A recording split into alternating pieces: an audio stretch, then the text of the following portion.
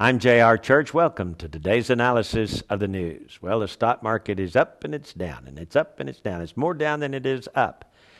Our president, for example, has been discussing the possibility of the G7 meeting. As a matter of fact, the meeting is scheduled for Saturday. According to the Drudge Report, who is quoting the Bloomberg report in an article written by Steve Scherer, the Italian Prime Minister, Silvio Berlusconi, said that political leaders are discussing the idea of closing the world's financial markets while they rewrite the rules for international finance.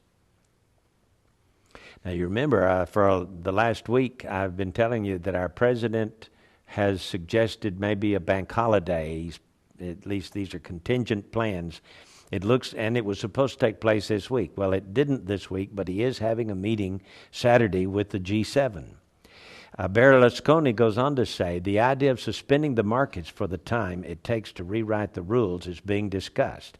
Berlusconi said today after a cabinet meeting in Naples, Italy, a solution to the financial crisis, quote, can't just be for one country or even just for Europe, but global.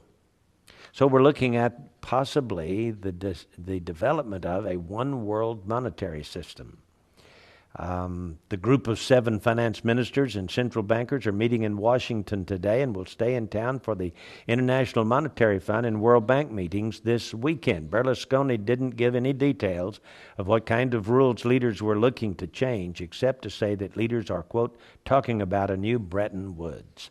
Now, the Bretton Woods agreements were adopted to rebuild the international economic system after World War II in a hotel in Bretton Woods, New Hampshire.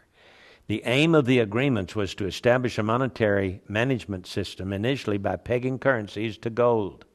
Remember, we went off the gold standard after the 1929 stock market crash. I think it's around 1932 or so.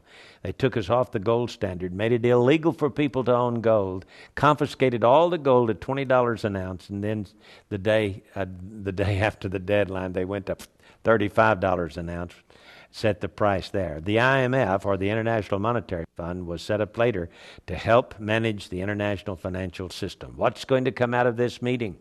Well, note, first of all, it's a G7. They're not talking about G8. I guess Russia is not invited to this meeting. G7, of course, reminds me of Revelation chapter 13, where John writes that he sees the dragon, the old red dragon, the devil himself, call out of the sea of humanity a beast with 7 heads and 10 horns. A world government, for example. My thinking is the United Nations would be an excellent candidate for this beast.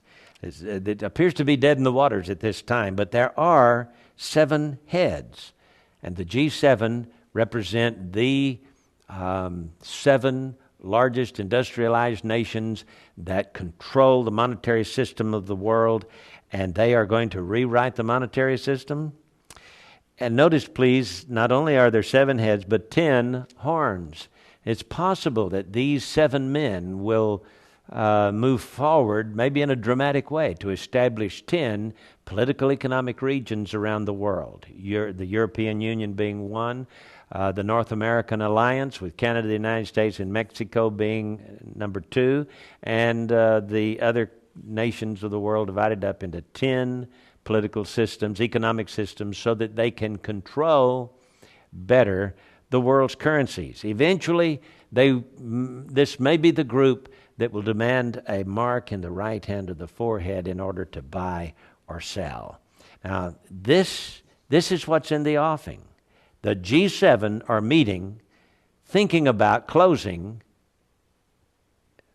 money markets. That would be the stock markets of the world, possibly even the banks.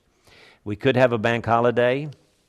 If so, I just want you to know that you can't use your credit card, you can't use checks, you need cash. And so maybe, I'm not saying you should pull all your money out of the bank, but at least it's been talked about the possibility of having a little cash on hand to get you over the next few weeks.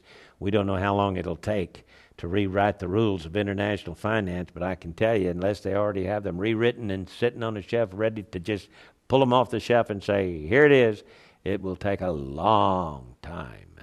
So it wouldn't hurt to have a little cash on hand.